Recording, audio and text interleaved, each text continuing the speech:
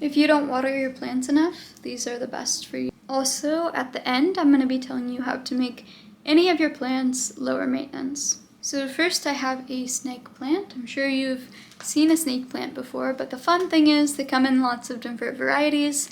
This is a moonshine snake plant, and it has these beautiful, kind of like a soft, like green-gray color, and the trim is like a darker green, giving it a nice outline effect.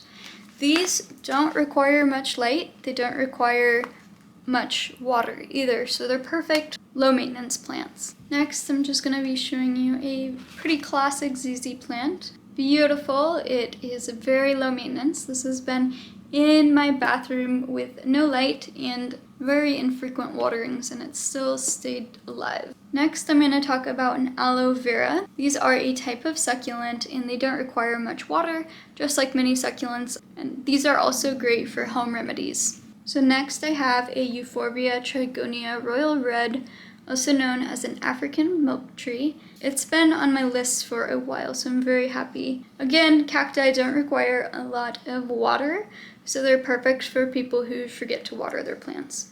Next, I want to talk about an umbrella tree. Although these like water, they're very tolerant to underwatering. So I've had this for a while and it's grown a lot and it's producing these beautiful new leaves, and I have definitely forgotten to water this plant quite a lot, but it's still alive, it's still growing. Next I have another snake plant, a Sansevieria laurenti. This is what I would call the classic snake plant. You'll see these everywhere. A lot of businesses tend to have them because they're low light and low water tolerant. These want to be dry. Their biggest threat is overwatering them. Now, if you've seen anything from my channel before, you'll know how I feel about pothos. They are such of an easy, low maintenance plant. They don't really require a lot of light. They don't really require frequent waterings. They're just an easy plant. A really nice thing about pothos is they come in different shapes, sizes, and colors.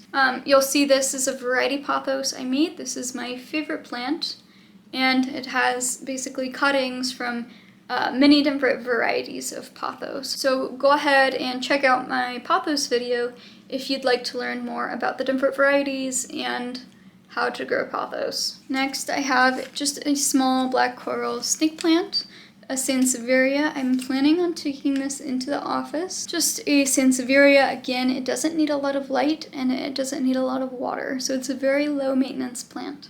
I also have this Supernova dark ZZ plant. It is beautiful, but it is sadly patented, so I can't propagate it, which is honestly a bummer.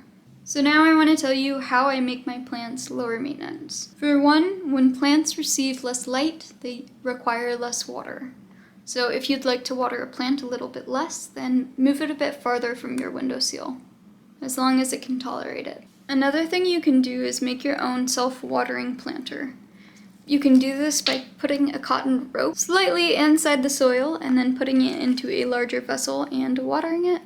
The cotton wick will suck up the water and water the plant for you.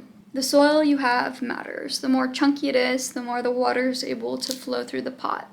The perlite, which is the white stuff, allows for aeration, while vermiculite, which is the gold stuff, allows for water retention. Cocoa coir, the finely shredded dirt, or potting soil, is really good at retaining moisture, so you want to look at your soil mixture. And lastly, the pot matters. This pot doesn't have a drainage hole, which means any water that goes to the bottom will stay at the bottom as a reservoir for the roots. My best practice is I put all of my plants in clear nursery pots that have drainage, so if I overwater it, I can pour the water out, but I put all of my pots, my clear pots with drainage holes, in pots that don't have drainage holes, like this. In decorative pots that don't have drainage holes, so that there is a reservoir of water if a little extra goes out.